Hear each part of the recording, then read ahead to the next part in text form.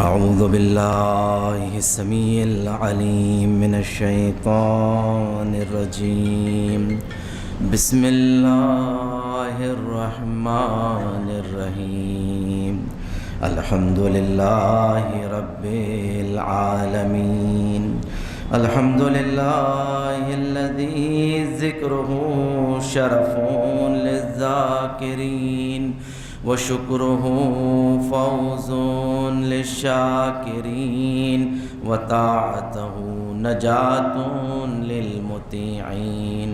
ثم الصلاة والسلام والتحية والإكرام على أشرف الأنبياء والمرسلين وخاتم النبيين ورحمة للعالمين جد الحسن والحسين بالقاسم محمد. اللهم صل على محمد وآل محمد وعلى أهل بيته الطيبين الطاهرين المعصومين المظلومين الذين أذهب الله عنهم الرجس وطهرهم تطهيرا.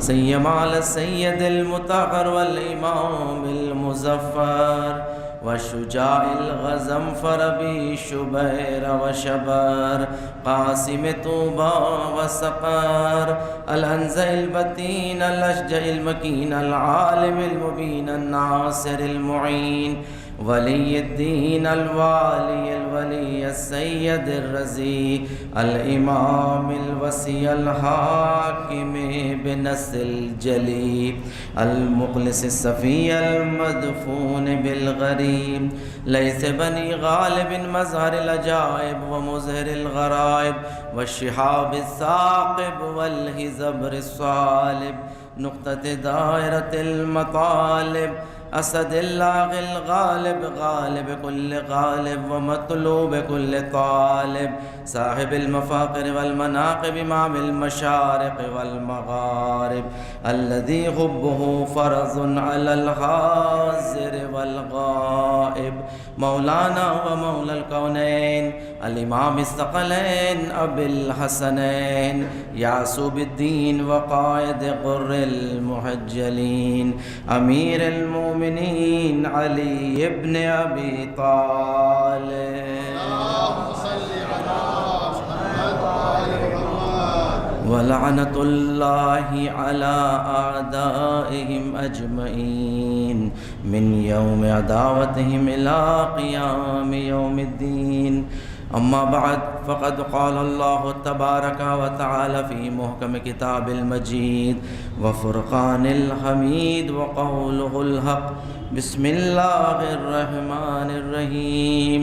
كل نفس ذائقة الموت ثم إلينا ترجعون. صلوات. اللهم صل على محمد وآل محمد. عزیزان گرامی، مجلس ترحیم ہے سال ثواب کے لیے ایک مرحوم کی، اور یقیناً یہ مجالس اور ذکر اہل بیت ایک ایسا وسیلہ ہے کہ جو ہمارے مرنے والے کے لیے بہترین ہدیہ اور ذکر اس سال ہم کر سکتے ہیں. عزیزان گرامی، یقیناً ہر نفس کو موت کا مزہ چکھنا ہے، اور نفس تعین کرے گا کہ اسے مزہ کیسا چاہیے، اس لیے کہ انسان کا کردار اس کے مزے پر اثر گزار ہوتا ہے. جو صاحب کردار ہوتا ہے اس کے لیے موت شیرین ہو جاتی ہے، جو صاحب کردار نہیں ہوتے ان کے لیے موت تلخ ہو جاتی ہے. شاعر نے کیا خوب کہا ہے کہ موت جب صاحب کردار سے ٹکراتی ہے وہ تو مرتے نہیں، خود موت ہی مر جاتی ہے. یہ تو وسیلہ ہے ملاقات علی کا، ورنہ موت حیدر کے غلاموں کو کہاں آتی ہے. عزیزان گرامی، کہ یقیناً یہ موت ایک وسیلہ ہے کہ صاحب کردار انسان کو بننا چاہیے. عزیزان گرامی، میں ہمیشہ مجالس زیارت میں ایک مسئلہ اموات کے متعلق اور میت کے متعلق ضرور بیان کرتا ہوں کہ دیکھیں ایک مسئلہ یہ ہے کہ جو خاک ڈالنے کا ہے کہ جب قبر میں خاک ڈالا جاتا ہے تو جو رشتہ دار ہوتے ہیں ان کے لیے حکم ہے کہ جب قبر میں خاک دیتے ہیں میت کو تو سیدھے ہاتھ سے دیں، اور جو غیر ہوتے ہیں، دوست احباب ہوتے ہیں، انہیں چاہیے کہ پشت دست کے ساتھ اس طرح خاک دینا چاہیے۔ ہاں، مگر بیٹے کے لیے منع ہے کہ وہ اپنے ماں باپ کو خاک نہ دیں۔ اولاد کے لیے منع ہے کہ اولاد خاک نہیں ڈالنا چاہیے اپنے ماں باپ کی قبر میں، کراہت ہے، حرام، حرمت نہیں ہے۔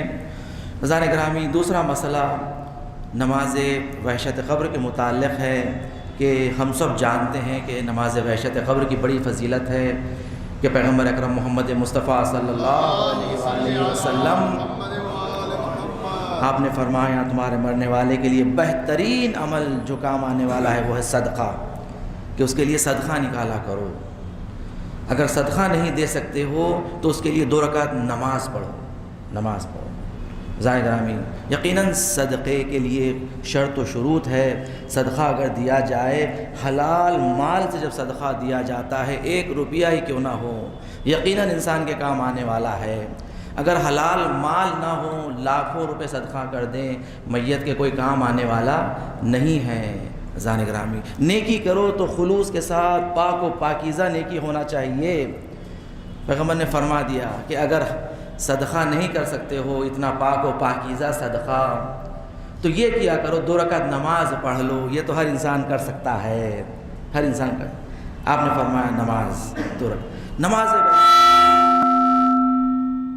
نماز لیلۃ الدفن جو پڑھی جاتی ہے، اس کے 3 طریقے بتائے گئے ہیں۔ 3 طریقے، اکثر لوگ ایک طریقے سے واقف ہیں کہ پہلا طریقہ یہی کہ سورہ حمد کے بعد آیت الکرسی پڑھی جاتی ہے، اور دوسری رکعت میں سورہ حمد کے بعد 10 مرتبہ سورہ قدر پڑھا جاتا ہے۔ اس کے بعد نماز تمام کرنے کے بعد کہا جاتا ہے صلوات پڑھ کر اللہم صلی علی محمد وآل محمد وابعث ثوابہا الی قبر فلان ابن فلاں، یہ نام لیا جاتا ہے کس طریقے سے۔ اور یاد رکھیں یہ واحد نیکی ہے کہ جس میں ذکر کیا گیا ہے کہ قبر تک پہنچتی ہے، اس میں ذکر قبر کا کہا جائے۔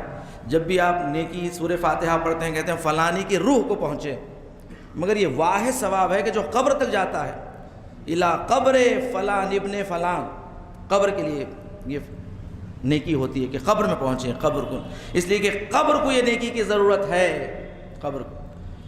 تو پہلا طریقہ بتایا، سب کو بات معلوم ہے کہ آیت الکرسی کے ساتھ پڑھا جاتا ہے۔ دوسرا طریقہ جو نماز لیلۃ الدفن وحشت قبر جس کا نام ہے، دوسرا طریقہ یہ ہے کہ سورہ پہلی رکعت میں حمد کے بعد 2 مرتبہ سورہ قل هو اللہ احد، پہلی رکعت۔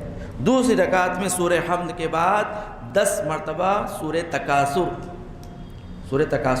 پڑھا جائے، دوسرا طریقہ۔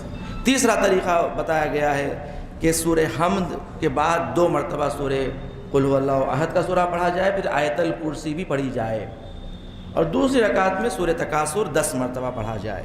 سورہ تکاثر کی بھی بڑی عظمت ہے کہ جہاں پر قبروں کا ذکر آیا ہے، الہاکم التکاثر حتی زرتم المقابر کلا سوف تعلمون ثم کلا سوف تعلمون کلا لو تعلمون علم الیقین لترون الجحیم ثم لترونها عین الیقین ثم لتسألن یومئذ عن النعیم، اور پھر اس دن نعیم کے بارے میں، نعمت کے بارے میں سوال کیا جائے گا۔ اور یہاں پر جس نعمت کا ذکر ہے وہ نعمت ہے ولایت مولا کائنات علی ابن ابی طالب علیہ الصلوۃ والسلام۔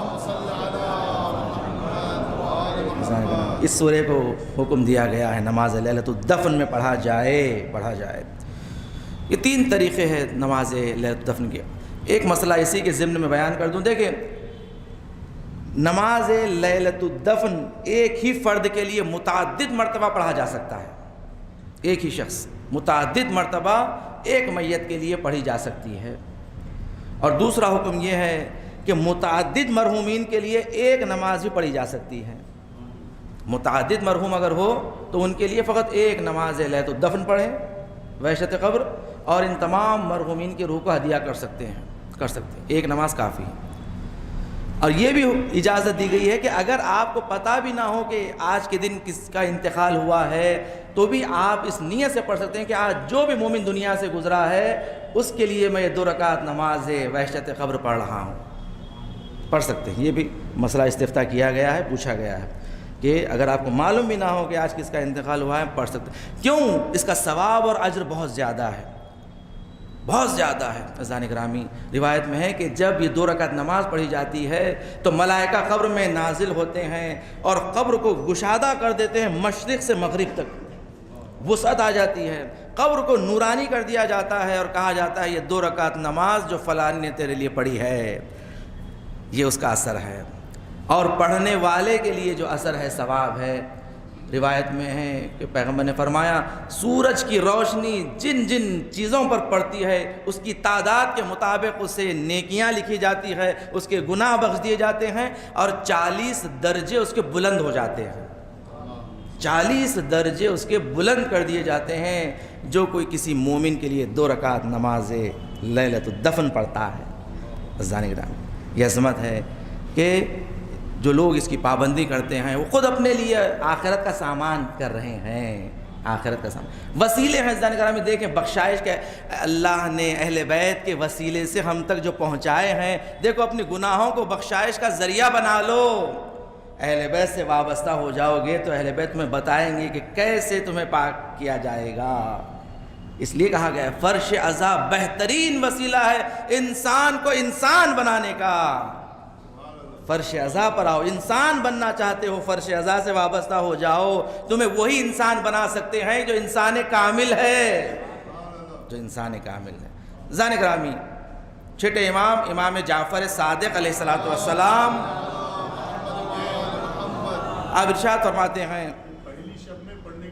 پہلی شب میں پڑھنے کی نماز ہے یہ عزیزان گرامی، یہ نماز لیلۃ الدفن اس لیے ہی کہا جاتا ہے کہ جس شب میں دفن کیا گیا اسی پہلی شب میں پڑھی جائے۔ اس کا وقت ہے نماز مغرب سے لے کر فجر تک کے وقت ہے کہ اسے نماز پڑھا جائے، کبھی بھی پڑھ سکتے ہیں آپ، بہتر ہے اسے نماز عشاء کے بعد پڑھا جائے، عشاء کے بعد پڑھا جائے، دفن ہونے کے بعد، جب تک یقین نہ ہو کہ دفن ہوا نہیں ہوا، یقین حاصل ہونے کے بعد شب میں پڑھیں۔ پہلی شب میں ہی ہے فقط، دوسری شب میں تیسری شب میں نہیں ہے، اجازت نہیں۔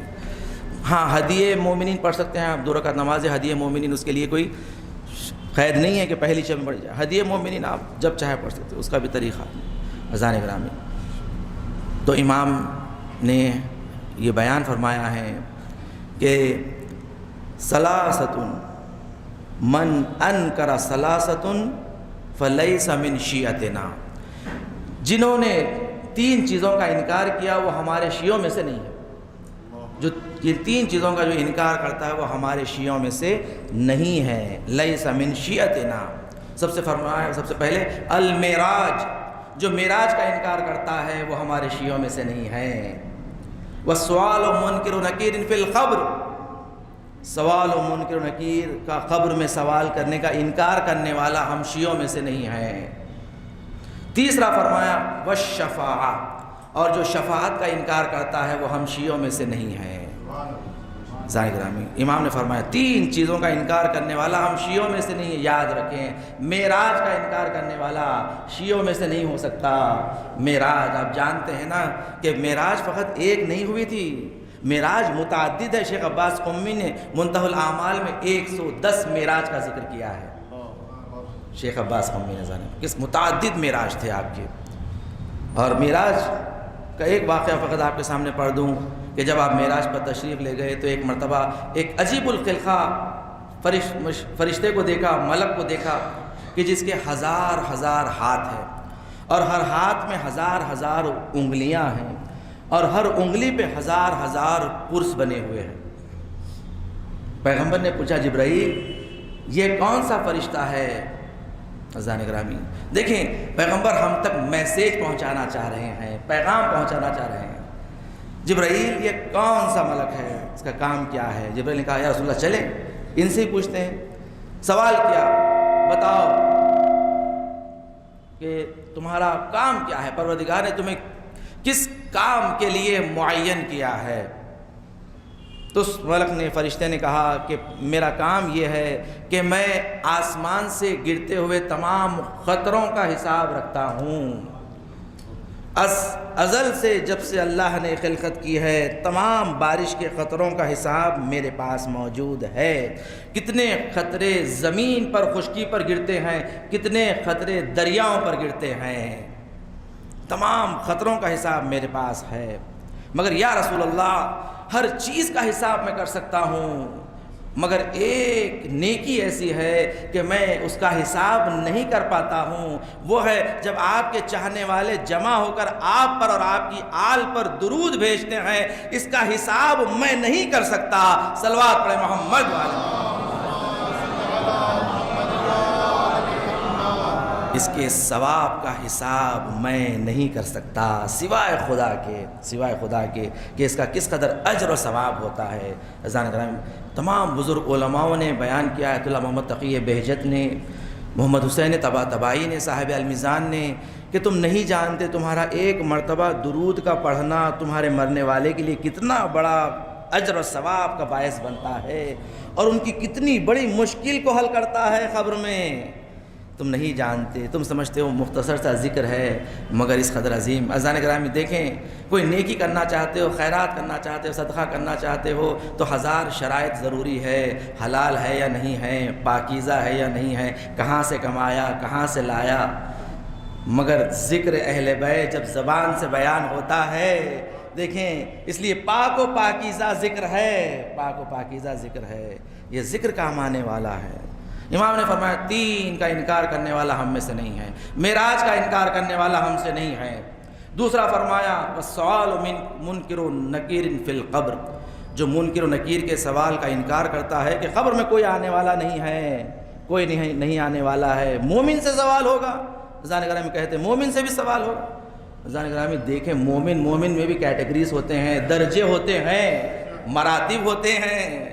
مومن خدا بھی مومن ہے، رسول خدا بھی مومن ہے، مولا کائنات بھی مومن ہے، بلکہ امیر المومنین ہے، امیر المومنین۔ عزیزان گرامی مومن مراتب ہوتے ہیں۔ حوض قم کے مؤسس حوض قم عبدالکریم حائری یزدی بڑی شخصیت ہے، بڑی شخصیت۔ عزیزان گرامی یہ کہتے ہیں کہ شاگرد نے انہیں خواب میں دیکھا، خواب میں جب دیکھا استاد سے سوال کیا کہ استاد بزرگوار مرجع تقلید زمانے کے بڑی شخصیت عالم دین کی، پوچھا کہ جب آپ کا انتقال ہوا تو قبر کے حالات کیسے تھے؟ تو انہوں نے فرمایا کہ جب انتقال ہوا تو میرے جنازے کو غسل و کفن دینے کے بعد جب مجھے قبر میں دفن کر دیا گیا۔ عزیزان کرام یاد رکھیں ہر انسان کے لیے پہلی شب بڑی وحشتناک ہوتی ہے، وحشتناک ہوتی ہے، اس لیے کہا گیا ہے کہ اپنے مرنے والے کو فوری دفن کر کے قبرستان چھوڑ کر مت چلے جاؤ۔ اولاد کے لیے حکم ہے کہ ماں باپ کی قبر پر جب تم دفن کر کے جاؤ تو 3 مرتبہ واپس آؤ، جاؤ پھر فوری واپس آؤ، جاؤ پھر واپس آؤ، پھر تیسری مرتبہ جب جا سکتے ہیں۔ کہا اس طریقے سے میت کو، مرحوم کو، مرنے والے کو انسیت ہو جاتی ہے، تھوڑا سکون ہو جاتا ہے۔ کہتے ہیں ایک دفعہ دفن کر کے چھوڑ کر نہیں چلے جانا چاہیے، جا کر پھر بیٹھنا چاہیے، پھر تھوڑی دیر جائیں، دور جائیں، پھر واپس آئیں بیٹھے۔ کہا عبدالکریم حائری بڑی شخصیت ہے، فرمایا کہ جب مجھے قبر میں دفن کر کے لوگ چلے گئے، قبر کی تنہائی اور وحشت میں گھبرا گیا۔ ایک مرتبہ میں نے دیکھا کہ 2 فرشتے قبر میں داخل ہو رہے ہیں، جیسے ہی داخل ہو رہے ہیں پہلا مقام ہے قبر کا، پہلا منظر ہے، ہم خود ممبروں سے پڑھتے ہیں مگر ہر کسی کو وہ منظر دیکھنا ہے، ہر کسی کو منظر دیکھنا ہے۔ فرمایا کہ جیسے ہی وہ فرشتے قریب آ رہے تھے میں گھبرا کے قبر کے کنارے میں ہو گیا، گھبرا کر قبر کے کنارے میں ہو گیا۔ ایک مرتبہ جیسے ہی وہ فرشتے قریب آ رہے تھے ایک نور قریب آنے لگا، ایک نور قریب آنے لگا، جیسے ہی وہ نور قریب آتا جاتا یہ فرشتے دور ہوتے جاتے، جیسے ہی وہ نور قریب آتا یہ فرشتے دور ہو جاتے اور وہ چلے گئے۔ جب یہ نور قریب آیا تو دیکھا کہ ایک نورانی شخصیت ہے، کہہ رہی ہے اے عبدالکریم حائری گھبرا گئے؟ میں نے کہا مولا میں گھبرا گیا۔ مولا آپ کون؟ کہا میں تیرا 8واں امام، امام علی ابن موسیٰ رضا علیہ السلام، میں تیرا 8واں امام ہوں۔ اے عبدالکریم حائری تو میری زیارت کے لیے 70 مرتبہ آیا ہے، 70 مرتبہ آیا ہے، اور یہ پہلی مرتبہ تیری قبر میں آ رہا ہوں، بے فکر ہو جا، کوئی تجھ سے سوال و جواب نہیں ہوگا۔ زائن گرامی، ہاں منکر و نکیر ہے، آئیں گے، مگر امتیازات ہوتے ہیں کسی کے، کسی کو نصیب ہو جائے وہ امتیازات، وہ بچ جائے سوالات سے۔ روایت میں زبان پر عقیق رکھ دیا جائے میت کے، یہ عقیق گواہی دے گا۔ جب منکر و نکیر سوال کریں گے، یہ جو عقیق زبان پر رکھا جاتا ہے، دیکھیں یہ عقیق گواہی دے رہا ہے، اس لیے کہ یہ وہ عقیق ہے، یہ جو پتھر ہے کہ جس نے سب سے پہلے ولایت مولا کائنات کی گواہی دی ہے۔ اللہم صلی علی محمد وعلی محمد۔ حضرات گرامی، جو دیکھتے ہیں کہتے ہیں نا کہ دیکھو کہاں سے شفاعت ملے گی، کیسے کامیاب ہوں گے۔ جو پتھر ولایت علی کی گواہی دے دے، وہ پتھر کام آ جاتا ہے تو علی کیسے کام نہیں آئیں گے، اہل بیت کیسے کام نہیں آئیں گے، کہ جو اللہ نے انہیں اختیارات دیے ہیں، مرضات من اللہ کے جو مالک ہے، وہ کیسے کام نہ آئیں قبر میں۔ حضرات گرامی، امام نے فرمایا تیسری چیز جو ہماری شفاعت کا منکر ہے وہ ہم سے نہیں ہے، ہماری شفاعت۔ حضرات گرامی، یقیناً شفاعت کے لیے استعداد کی شرط ہے، شفاعت کے لیے استعداد کی شرط ہے۔ اس لیے قرآن مجید میں مختلف آیات ملتے ہیں جس میں اللہ نے فرمایا ہے کہ سوائے خدا کے کوئی تمہیں شفاعت نہیں کر سکتا۔ بعض آیات میں ہے کہ خدا کے اذن سے کچھ وہ لوگ ہوں گے کہ جو شفاعت کریں گے۔ من ذا الذی یشفع عندہ الا باذنہ، آیت الکرسی کیوں پڑھنے کا یہ حکم دیا گیا ہے ہر نماز کے بعد؟ تاکہ شفاعت پر ایمان آ جائیں۔ من ذا الذی یشفع عندہ الا باذنہ، اللہ کے اذن سے وہ شفاعت کریں گے۔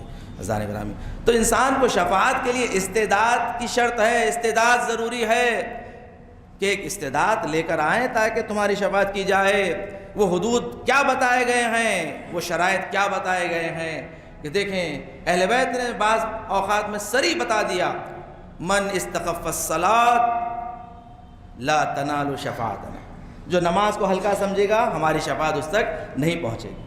بتا دیا کہ ہماری شفاعت اس تک نہیں پہنچے گی۔ واللہ واللہ، پیغمبر نے کہا کہ دیکھو نماز کو ہلکا نہ سمجھنا، نماز کو ہلکا نہ سمجھو، یہ ڈیڈ لائن ہے، پاس ڈیڈ لائن خود اہل بیت نے بتائی ہے کہ اگر یہ پار کر چکے تو پھر ہماری شفاعت کے مستحق نہیں بنو گے۔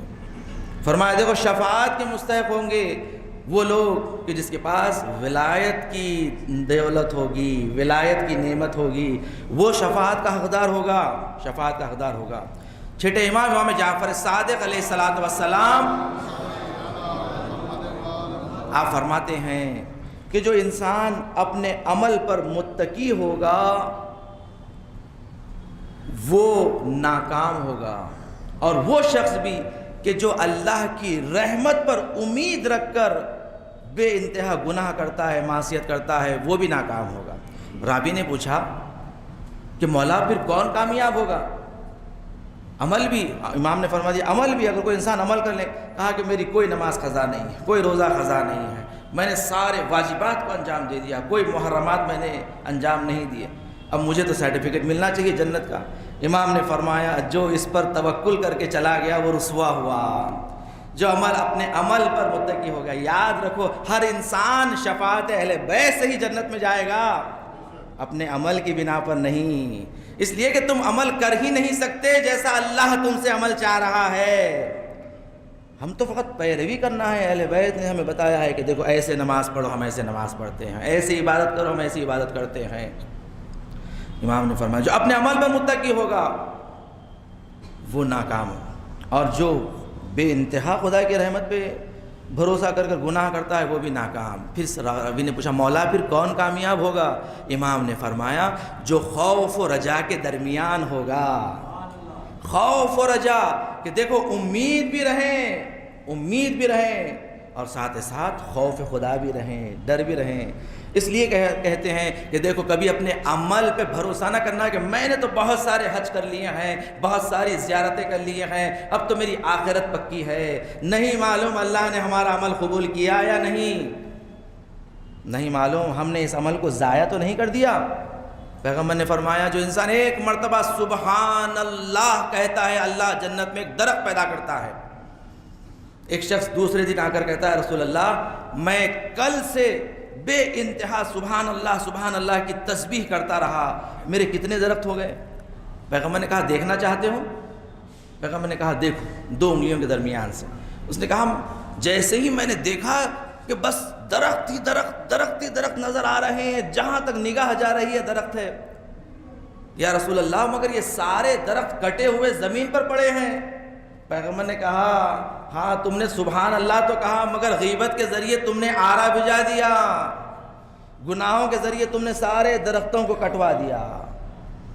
عزیزان گرامی کہ انسان جہاں نیکیاں کرتا ہے بعض گناہ کی وجہ سے یہ اعمال برباد ہو جاتے ہیں، برباد ہو جاتے ہیں۔ اس لیے امام نے کہا کہ دیکھو کبھی اپنے عمل پہ متقی نہ ہونا، خوف و رجا کے درمیان، کہ نیکی بھی کرتے رہو، یہ نہیں کہ نیکی نہ کرو، نیکی کرتے رہو، پھر ساتھ میں خوف خدا بھی ہو اور امید بھی رہے۔ مگر بتا دیا ڈیڈ لائن یہی ہے کہ دیکھو ولایت مولا کائنات کا ہونا چاہیے۔ ایک شخص آیا، آ کر چھٹے امام جعفر صادق علیہ السلام آپ سے پوچھنے لگا مولا میں نے آپ سے ایک حدیث نقل شدہ سنی ہے کہ آپ نے فرمایا ہمارا چاہنے والا ہماری ولایت کو رکھیں اور جو چاہے خطا کرے، جو چاہے گناہ، جو چاہے عمل کرے۔ امام نے سفر ہمارا چاہنے والا ہماری ولایت کو رکھے، جو چاہے عمل کرے۔ تو امام نے کہا ہاں میں نے فرمایا یہ حدیث میری۔ اس نے کہا مولا جیسے ہی میں نے یہ سنا، یہ آپ سے نقل شدہ، میں نے کہا یہ حدیث جھوٹی ہے، امام نہیں کہہ سکتے۔ امام نے کہا کیوں؟ کہا اس لیے کہ کیا آپ کا چاہنے والا آپ کی ولایت کو رکھے شراب پیے، آپ کا چاہنے والا آپ کی ولایت کو رکھے گناہ کرے؟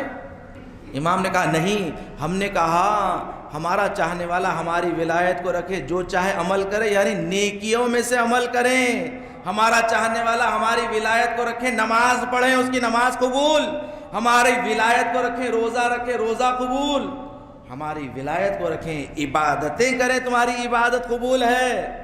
عزیزان گرامی امام نے فرمایا کہ دیکھو جس کی عبادت قبول ہے وہ عبادت سے فرار کرتا ہے، جس کی قبول نہیں ہے وہ عبادت پہ عبادت کرتے جا رہا ہے۔ صلوات پڑھیں محمد و آل محمد کی بارگاہ میں۔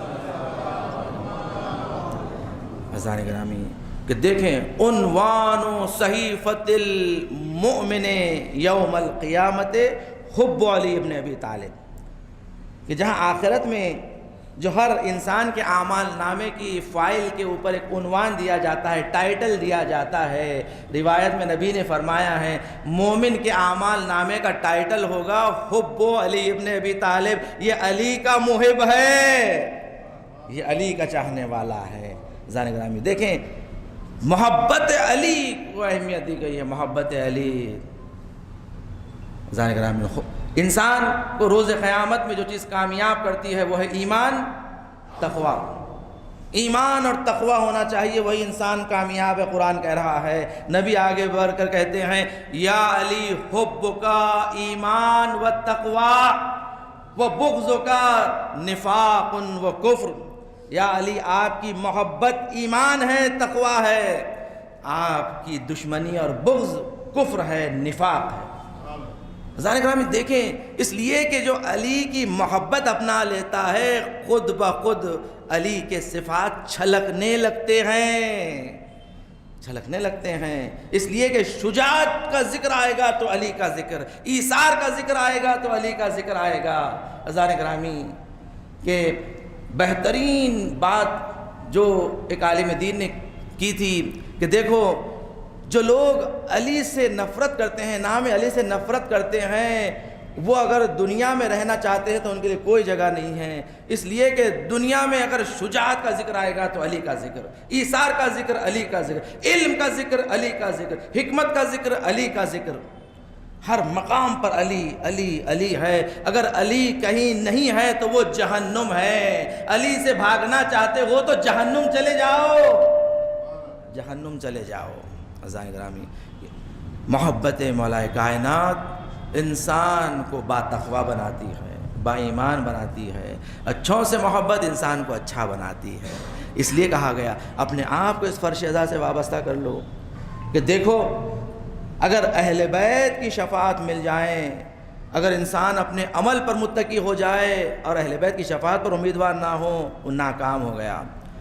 اگر انسان کے پاس یہ بھی آپ تعین نہ کریں کہ اس کے پاس اتنا تو ہونا چاہیے عمل، جیسے ہم ایک اسکول یا کالج کے لیے کہتے ہیں کہ بھئی دیکھیں 1-2 نمبر سے جو کم ہوتا ہے چلو اس کو پروموٹ کر دیا جاتا ہے شفاعت۔ عزیزان گرامی کبھی اس سے تشبیہ نہ کریں، کبھی اس سے تشبیہ نہ کریں۔ اہل بیت چاہے تو فیل کو بھی پاس کرا دیں، فیل کو بھی پاس کرا دیں اہل بیت کی شفاعت میں۔ آپ محدودیت آپ تعین نہ کریں، آپ تعین نہ کریں۔ اگر ظرفیت ہو اہل بیت کی شفاعت کا تو اسے ملے گی، شفاعت ملے گی۔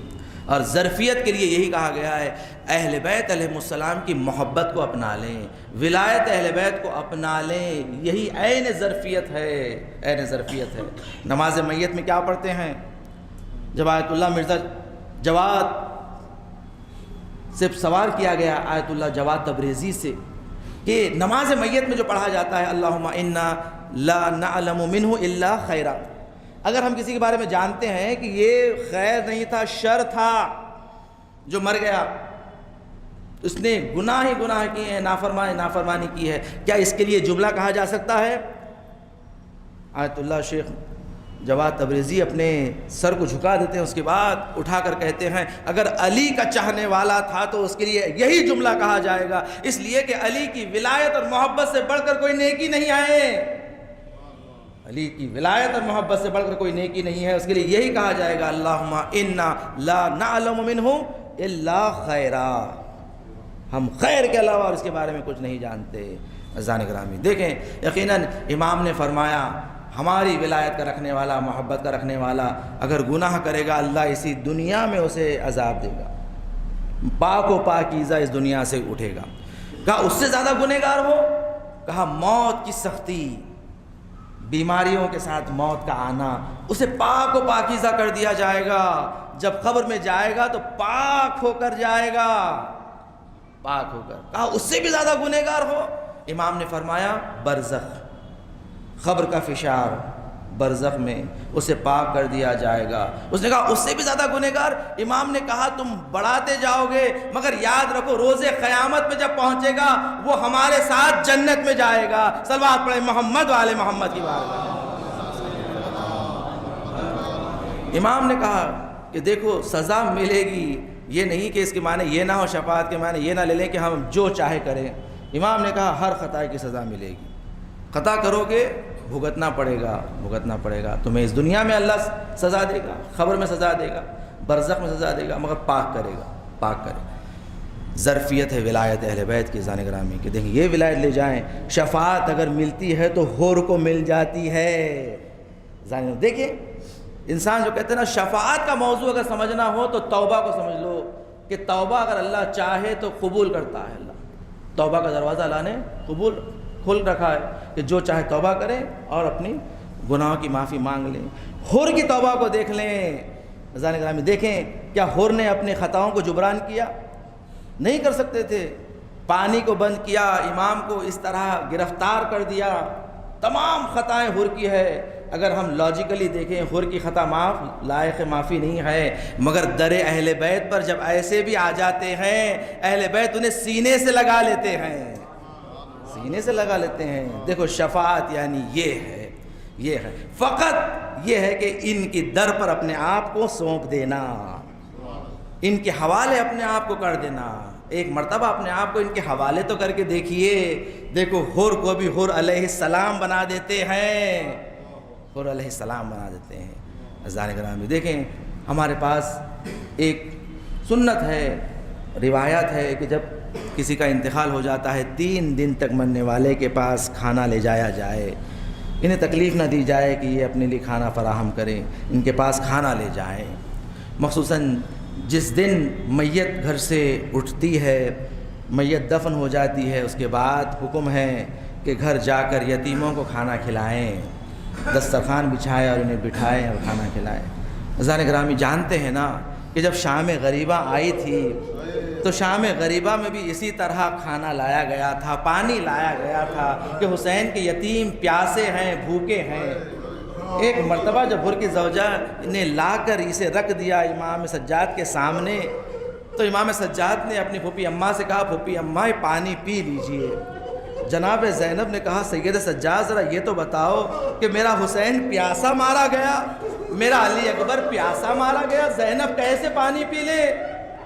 سید سجاد نے کہا پھوپھی اماں پانی پی لیجئے۔ جناب زینب نے کہا سید سجاد ذرا یہ تو دیکھو کہ میت کے گھر میں کب دسترخوان بچھایا جاتا ہے، کب انہیں کھانا کھلایا جاتا ہے؟ جب میت اٹھ جاتی ہے، میت کو دفن کر دیا جاتا ہے اور اطمینان دلایا جاتا ہے، بڑے احترام کے ساتھ میت کو دفن کر دیا گیا ہے، اس کے بعد یتیموں کو کھانا کھلایا جاتا ہے، پانی پلایا جاتا ہے۔ سید سجاد ابھی ہماری لاشیں جلتی ہوئی زمین پر پڑے ہیں، کوئی نہیں ہے جو ان لاشوں کو دفن کرنے۔ سید سجاد میں کیسے پانی پی لوں؟ سید سجاد نے کہا پھوپھی اماں ذرا آسمان کی جانب دیکھیں۔ ایک مرتبہ جناب زینب نے جب آسمان کی جانب دیکھا، حوض کوثر ہے، امام حسین علیہ السلام ہے، جناب علی اکبر ہے، حوض کوثر پر کھڑے ہیں، کہتے ہیں کہ جب تک میری بہن زینب نہ پیے گی حسین حوض کوثر سے سیراب نہیں ہوگا۔ علی اکبر کہہ رہے ہیں جب تک میری پھوپھی اماں نہ پیے گی، جب تک علی اکبر نہیں پیے گا۔ ایک مرتبہ جناب زینب نے اس کوزے کو اٹھا لیا، اٹھانے کے بعد ڈھونڈنے لگی، کہنے لگی سکینہ کہاں ہے، سکینہ کہاں ہے؟ ڈھونڈتے ہوئے ایک مرتبہ میدان کی جانب آئی، پکارتے ہوئے سکینہ سکینہ تم کہاں ہو؟ ایک مرتبہ آواز آئی زینب ذرا آہستہ، اس لیے کہ میری سکینہ ابھی سوئی ہے، ابھی میری سکینہ کو نیند آئی ہے۔ زینب نے دیکھا کہ حسین کی لاش سے لپٹی ہوئی قدموں سے جناب سکینہ کو نیند آ گئی۔ جناب زینب قریب گئی، جناب سکینہ کو اٹھایا، کہا سکینہ تم نے اپنے بابا کو کیسے پہچانا؟ اس لیے کہ جب کسی کو پہچانا جاتا ہے تو چہرے سے پہچانا جاتا ہے یا لباس سے پہچانا جاتا ہے۔ سکینہ حسین کا نہ بدن پہ سر موجود ہے نہ بدن پہ لباس ہے، ارے تم نے حسین کو کیسے پہچانا؟ جناب سکینہ نے کہا کہ جب میرے کرتے میں آگ لگ گئی، ایک مرتبہ میں دوڑتی ہوئی آئی، پکارتے ہوئے بابا، اے میرے بابا، سکینہ کے کرتے میں آگ لگ گئی ہے۔ عزیزان گرامی ایک مرتبہ حسین نے آواز دی الیہ الیہ سکینہ میری جانب آ جا۔ جناب سکینہ کہتی ہے میں بابا کے قریب گئی، ایک مرتبہ میں نے اپنے بابا کو دیکھا، ساری لاش تیروں سے چھنی ہے، کوئی بدن سالم نہیں ہے کہ سکینہ اپنا سر رکھ کے سو جائے۔ میں نے دیکھا بابا کے قدموں پر کوئی تیر نہیں ہے، میں نے اپنے چہرے کو بابا کے قدموں پر رکھ دیا، مجھے نیند آ گئی۔ جناب سکینہ کو جناب زینب نے پانی کا کوزہ دیا، کہا سکینہ یہ پانی پی لو۔ جناب سکینہ نے ایک مرتبہ پھوپھی اماں کو دیکھا، کہا پھوپھی اماں آپ بھی تو پیاسی ہیں، آپ کے بھی لب سوکھ چکے ہیں۔ جناب زینب نے سکینہ کو کہا سکینہ پہلے چھوٹوں کو دیا جاتا ہے پھر بڑے پیتے ہیں۔ جناب سکینہ نے جیسے ہی سنا پہلے چھوٹوں کو دیا جاتا ہے، جناب سکینہ نے فوری کوزے کو لیا، لیٹ کر میدان کی جانب دوڑنے لگی۔ زینب نے پوچھا کہاں کا ارادہ ہے؟ کہا آپ ہی نے تو کہا پہلے چھوٹوں کو پلایا جاتا ہے۔ ہائے میرا بھائی علی اصغر، ہائے میرا بھائی علی اصغر، پیاسا شہید ہو گیا، ہائے گلے پہ ایسا تیر لگا کہ باپ کے ہاتھوں پر علی اصغر کا گلا ذبح۔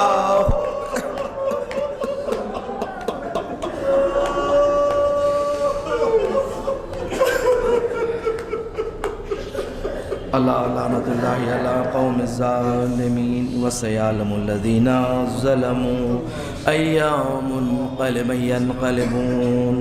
بار اللہ پروردگار ہم سے ذکر خلیل کو قبول فرما، پروردگار مرحوم کو درجات عالیہ نصیب فرما، پروردگار مرحوم کو شفاعت اہل بیت علیہ السلام نصیب فرما، پروردگار مرحوم کے خانوادے کو صبر جمیل عنایت فرما، انہیں کوئی غم نہ دے سوائے غم حسین کے۔